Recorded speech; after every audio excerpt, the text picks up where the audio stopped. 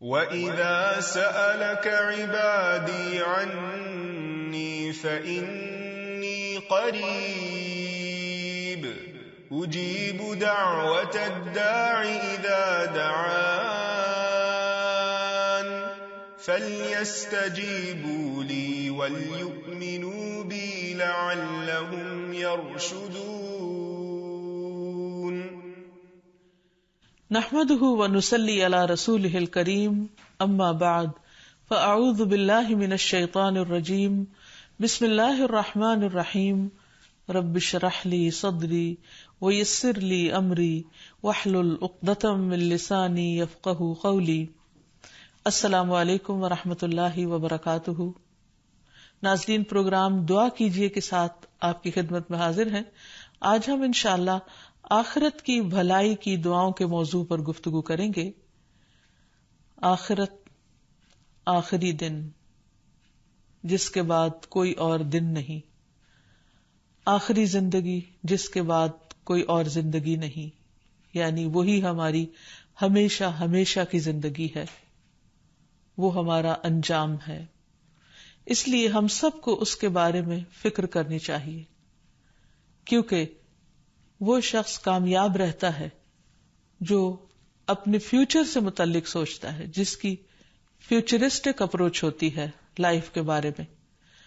ایک مومن کو صرف اپنے آج کی فکر نہیں کرنی چاہیے کہ آج کا دن کیسے گزرے گا، یا میرا یہ وقت کیسے گزرے گا، یا میں اس وقت کیسا فیل کر رہا ہوں، خوش ہوں یا غمگین ہوں یا بور ہو رہا ہوں. نہیں، کیونکہ یہ وقت تو گزر جائے گا، لیکن وہ وقت جسے گزرنا ہی نہیں، پھر ہمیشہ کے لیے وہیں رہنا ہے. اس وقت کی فکر کرنے والے ہی عقل مند ہیں، اور اس کی تیاری کرنا ہی ہم سب کی بھلائی میں ہے. تو اس لیے تیاری کے ساتھ ساتھ ہمیں دعائیں بھی کرنی چاہیے کہ اللہ سبحانہ وتعالی ہم سب کا انجام اچھا کرے اور ہمارا وہ آخری دن بہت بہترین ہو. اور دعاؤں میں اللہ سبحانہ وتعالی کی حمد و ثنا، اللہ تعالیٰ کی تسبیح، اللہ سبحانہ وتعالیٰ کا ذکر، نبی صلی اللہ علیہ وسلم پر درود شریف، یہ دعا کے آداب میں سے ہے. اس کے بارے میں انسان ہمیشہ کوشش کرے کہ وہ اپنی دعاؤں کا حصہ ان کو بنا لے. جہاں تک آخرت کا تعلق ہے تو آخرت ہمارے ایمان کا حصہ ہے. جو بھی شخص آخرت کو نہیں مانتا وہ مومن نہیں ہو سکتا. یعنی اگر کوئی شخص اللہ تعالیٰ کو مانتا ہو، رسول کو مانتا ہو، فرشتوں کو مانتا ہو، کتابوں کو مانتا ہو، تقدیر کو مانتا ہو، لیکن آخرت کو نہ مانتا تو وہ مومن نہیں. تو اس لیے آخرت ایسی چیزوں میں سے، ایسی اہم چیزوں میں سے ہے کہ جن پر ایمان لانا ضروری ہے. جبریل علیہ السلام نبی صلی اللہ علیہ وسلم کے پاس آئے اور کہا کہ مجھے ایمان کے بارے میں بتائیے.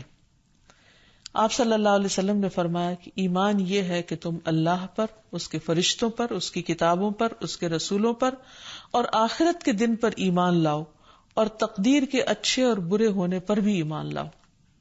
تو تب انسان کا ایمان مکمل ہوتا ہے. اور حقیقت یہ ہے کہ آخرت پر ایمان کے ذریعے لوگوں کی آزمائش کی جاتی ہے، کیونکہ ابلیس ہمیشہ انسان کو آخرت سے بے نیاز کرتا ہے اور آخرت کے بارے میں شکوک و شبہات ڈالتا ہے کہ یہ کیسے ہو سکتا ہے کہ زندگی ختم نہ ہو، اور یہ جنت کیسے ممکن ہے اور جہنم کیسی ہے.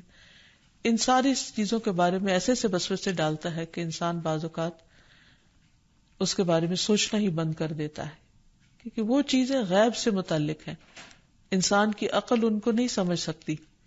یعنی کوئی بھی چیز جسے انسان نے دیکھا نہ ہو، جس تک اس کی رسائی نہ ہو، اس کو خود سے وہ ڈسکرائب نہیں کر سکتا، اس کو ایکسپلین بھی نہیں کر سکتا.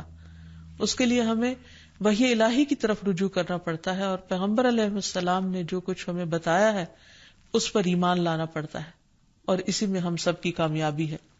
کیونکہ آخرت پر ایمان لائے بغیر اعمال بھی قبول نہیں ہوتے. ایک مرتبہ حضرت عائشہ نے عرض کیا کہ اللہ کے رسول صلی اللہ علیہ وسلم ابن جدعان زمانے جاہلیت میں بڑے اچھے اچھے خیر کے کام کیا کرتا تھا، مسکینوں کو کھانا کھلاتا، صلہ رحمی کرتا، تو کیا اسے کچھ فائدہ پہنچے گا؟ آپ نے فرمایا یہ کام اسے کوئی فائدہ نہیں دیں گے، کیونکہ اس نے کبھی یہ نہیں کہا رب اغفر لی خطیئتی یوم الدین، کہ اے میرے رب میری خطاؤں کو قیامت کے دن یوم الدین کو معاف کر دینا، یعنی اس کا آخرت پر کوئی یقین نہیں تھا، اس نے یہ سب کچھ آخرت کو سامنے رکھ کر نہیں کیا، صرف ایک اچھی نیچر تھی، وہ کرتا رہا. تو جب تک انسان آخرت کے لیے کام نہ کرے، آخرت کی تیاری نہ کرے، تو خود سے خود آخرت کی تیاری نہیں ہوتی. اور اس کے برعکس جو لوگ آخرت پر ایمان رکھتے ہوں ان کے لیے خوشخبری بھی ہے. قرآن مجید میں آتا ہے طاسین تلک آیات القرآن وکتاب مبین ہدی وبشری للمؤمنین الذین یقیمون الصلاة ویؤتون الزکاة وهم بالآخرة هم یوقنون. طاسین یہ قرآن اور واضح کتاب کی آیات ہیں، مومنوں کے لیے ہدایت اور بشارت ہیں. کون سے مومن؟ جو نماز قائم کرتے ہیں، زکوٰۃ دیتے ہیں اور وہی آخرت پر یقین رکھتے ہیں. تو جو مومن آخرت پر یقین رکھتے ہوں ان کے لیے یہ قرآن خوشخبری لاتا ہے. حقیقت یہ ہے کہ آخرت وہی دراصل دار القرار ہے، ہمیشہ کا گھر، ہمیشہ کا ٹھکانہ. قرآن مجید میں آتا ہے انما هذه الحیات الدنیا متاع وان الآخرة ہی دار القرار. یہ دنیا کی زندگی تو معمولی فائدے کے سوا کچھ نہیں. یہاں انسان کے پاس قارون کا خزانہ ہو تو بھی وہ کتنا استعمال کر سکتا ہے، کیونکہ بالآخر اسے دنیا سے چلے جانا ہے. اور یقیناً آخرت ہی رہنے کا گھر ہے اور اصل زندگی آخرت کی زندگی ہے. جیسے ایک اور جگہ پر فرمایا وَمَا هَذِهِ الْحَيَاةُ الدُّنْيَا إِلَّا لَهْوٌ وَلَعِبٌ وَإِنَّ الدَّارَ الْآخِرَةَ لَهِيَ الْحَيَوَانُ لَوْ كَانُوا يَعْلَمُونَ. اور دنیا کی یہ زندگی نہیں مگر ایک دل لگی اور کھیل، اور بے شک آخری گھر یقیناً وہی اصل زندگی ہے اگر وہ جانتے ہوتے. یعنی ہم سب زندگی اس کو نہ سمجھے، زندگی تو وہ ہے جو کل شروع ہوگی اور وہاں سے پھر انسان کو کہیں اور آگے نہیں جانا. اور وہاں کی عیش ہی دراصل اصل عیش ہے، اصل زندگی ہے، اور وہاں کی تکلیفیں ہمیشہ کی تکلیفیں ہیں. انس بن مالک کہتے ہیں آپ صلی اللہ علیہ وسلم نے فرمایا کہ انصار خندق کے دن خندق کھودتے ہوئے یہ شعر پڑھ رہے تھے نحن الذین بایعوا محمدا علی الجہاد ما حیینا ابدا. ہم وہ ہیں جنہوں نے محمد صلی اللہ علیہ وسلم سے جہاد پر بیعت کی ہے جب تک ہماری جان میں جان ہے. آپ نے جب یہ سنا تو اس کے جواب میں یوں فرمایا اللہم لا عیش الا عیش الآخرہ فاکرم الانصار والمہاجرہ. اے اللہ، آخرت کی زندگی کے سوا اور کوئی زندگی حقیقی نہیں، بس انصار اور مہاجرین پر اپنا فضل و کرم فرما. ایک اور روایت میں ہے اللہم ان الاجر اجر الآخرہ فرحم الانصار والمہاجرہ. بے شک اجر آخرت کا ہی اجر ہے، اے اللہ انصار اور مہاجرین پر رحم فرما.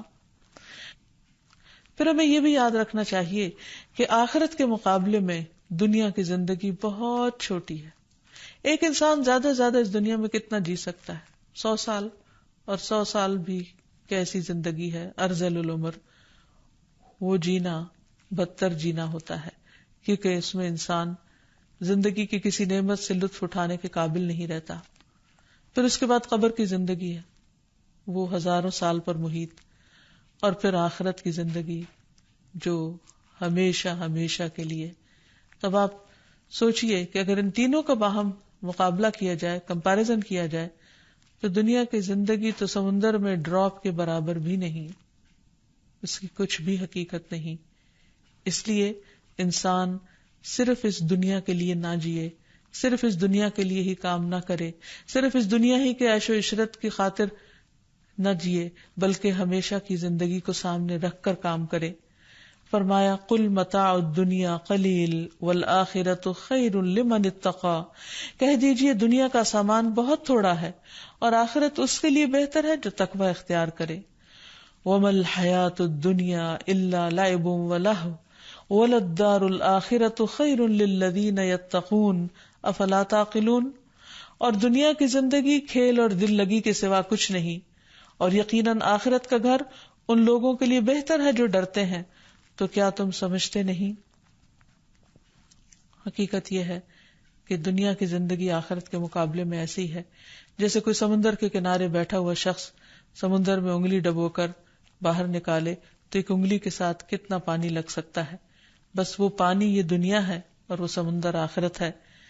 اس لیے انسان کو اس سمندر کے لیے فکر کرنی چاہیے، اس کو بہتر بنانا چاہیے، اس کو ایم کرنا چاہیے، اس کو اپنی منزل بنانا چاہیے، نہ کہ انگلی کے ساتھ لگے ہوئے پانی کو جو بہت جلد خشک ہو کر اڑ جانے والا ہے. لیکن انسان کی نیچر یہی ہے کہ وہ جلدی ملنے والی چیزوں سے محبت کرتا ہے اور آخرت کو بھول جاتا ہے. جیسے قرآن مجید میں آتا ہے بل تؤثرون الحیات الدنیا والآخرۃ خیر وابقی، بلکہ تم دنیا کی زندگی کو ترجیح دیتے ہو حالانکہ آخرت بہتر ہے اور ہمیشہ باقی رہنے والی ہے. تو اس لیے جو شخص آخرت کو اپنا مطمع نظر بنائے گا اور اس کے لیے کوشش کرے گا وہی دراصل کامیاب ہوگا.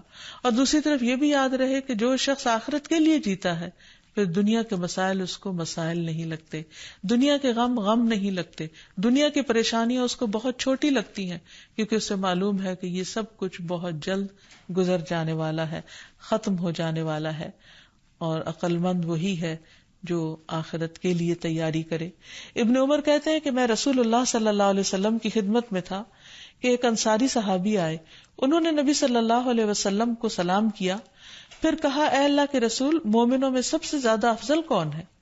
آپ نے فرمایا جس کا اخلاق زیادہ اچھا ہو. انہوں نے کہا کون سے مومن زیادہ عقل مند ہے؟ آپ نے فرمایا جو موت کو زیادہ یاد کرتے ہیں اور اس کے بعد کے مراحل کے لیے زیادہ اچھی طرح تیاری کرتے ہیں، وہی عقل مند ہے. لیکن آج ہماری دنیا کی نگاہ میں، لوگوں کی نگاہ میں عقل مند کون ہے جو اپنی اس دنیا کو زیادہ سے زیادہ بنانا جانتا ہو اور آخرت کی فکر خواہ کرے یا نہ کرے؟ تو ہمیں آخرت کی تیاری کی فکر لگا لینی چاہیے، کیونکہ وہ دن دور نہیں. دنیا کا ایک ایک دن کرتے ہوئے وقت گزرتا چلا جا رہا ہے اور ہمارے پاس کوئی بھی طاقت ایسی نہیں کہ ہم اس وقت کو کنٹرول کر سکیں. اس لیے نبی صلی اللہ علیہ وسلم نے ایک مرتبہ ایک قبر جب کھودی جا رہی تھی تو اس کے کنارے کھڑے ہو کر لوگوں کو واعظ کرتے ہوئے فرمایا کہ اے بھائیو، اس جیسے دن کے لیے تیاری کر لو. یعنی یہ دن ہر ایک کی زندگی میں آنے والا ہے اور اس سے کوئی فرار ہے ہی نہیں، اس لیے اس کو سامنے رکھ کر جیو. اب یہ ہے کہ جو شخص آخرت کو نہیں مانتا تو اس کے لیے بہت سارے نقصان ہیں. ان میں سب سے پہلا نقصان یہ ہے کہ انسان سیدھے رستے سے دور ہو جاتا ہے، کیونکہ جب آپ کو اپنی منزل کا پتہ ہوتا ہے تو پھر آپ اسی راہ کو اختیار کرتے ہیں جو اس منزل تک آپ کو پہنچاتا ہے. لیکن جب آپ کے سامنے کوئی ہدف ہی نہیں، کوئی ٹارگٹ ہی نہیں، کوئی منزل ہی نہیں، کوئی مقام ہی نہیں جہاں تک آپ کو پہنچنا ہے، تو پھر آپ ادھر ادھر بھٹکتے رہتے ہیں. تو اسی لیے اللہ تعالیٰ فرماتے ہیں وَإِنَّ الَّذِينَ لَا يُؤْمِنُونَ بِالْآخِرَةِ عَنِ الصِّرَاطِ لَنَاكِبُونَ، اور بے شک وہ لوگ جو آخرت پر ایمان نہیں رکھتے یقیناً اصل راستے سے ہٹے ہوئے ہیں. پھر اسی طرح ایسے لوگوں کو اللہ کی بات بھی سمجھ میں نہیں آتی، یعنی جو آخرت کو نہیں مانتے وہ قرآن مجید کو بھی سمجھ نہیں پاتے. ان کے سامنے جب قرآن کی کوئی آیت پڑھی جاتی ہے تو وہ اس کو سمجھ نہیں سکتے.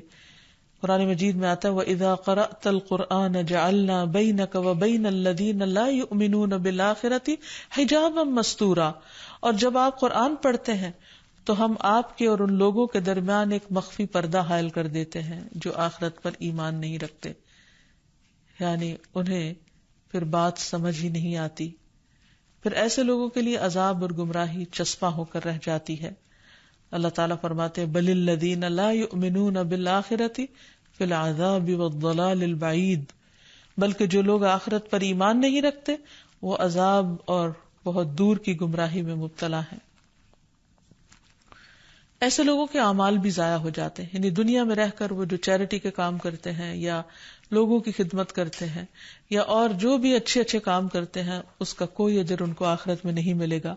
سورۃ الاعراف میں اللہ تعالیٰ فرماتے ہیں والذین کذبوا بآیاتنا ولقاء الآخرۃ حبطت اعمالهم هل یجزون الا ما كانوا یعملون، اور جن لوگوں نے ہماری آیات کو اور آخرت کی ملاقات کو جھٹلا دیا ان کے سب اعمال ضائع ہو گئے، وہ اسی کا بدلہ دیے جائیں گے جو وہ کیا کرتے تھے. یعنی جو ان کے ذہن میں تھا، جس مقصد کے لیے وہ کام کرتے تھے، دنیا کے عارضی مقاصد کے لیے، اس کی تعریف انہیں مل جائے گی، اس کا وقتی طور پر ان کو فائدہ یا بدلہ حاصل ہو جائے گا، لیکن قیامت کے دن وہ بڑے خسارے میں ہوں گے. اللہ تعالیٰ فرماتے ان الذین لا یؤمنون بالآخرۃ زینا لهم اعمالهم فهم یعمہون اولئک الذین لهم سوء العذاب وهم فی الآخرۃ هم الاخسرون. بے شک وہ لوگ جو آخرت پر ایمان نہیں رکھتے، ہم نے ان کے لیے ان کے اعمال مزین کر دیے ہیں، پس وہ حیران پھرتے ہیں. یہی وہ لوگ ہیں جن کے لیے برا عذاب ہے، اور وہ آخرت میں وہی سب سے زیادہ خسارے والے ہیں. تو اس لیے ہم سب کے لیے ضروری ہے کہ ہم نہ صرف یہ کہ آخرت پر ایمان رکھیں، بلکہ آخرت کی تیاری بھی کریں. اور آخرت کی تیاری کے لیے یہی زندگی ہے جس میں ہمیں دنیا بھی کمانی ہے اور آخرت بھی کمانی ہے. دنیا اتنی کمائی جائے جو دنیا کی ضرورت ہے، اور آخرت کے لیے اتنی محنت کی جائے جتنی بڑی آخرت ہے.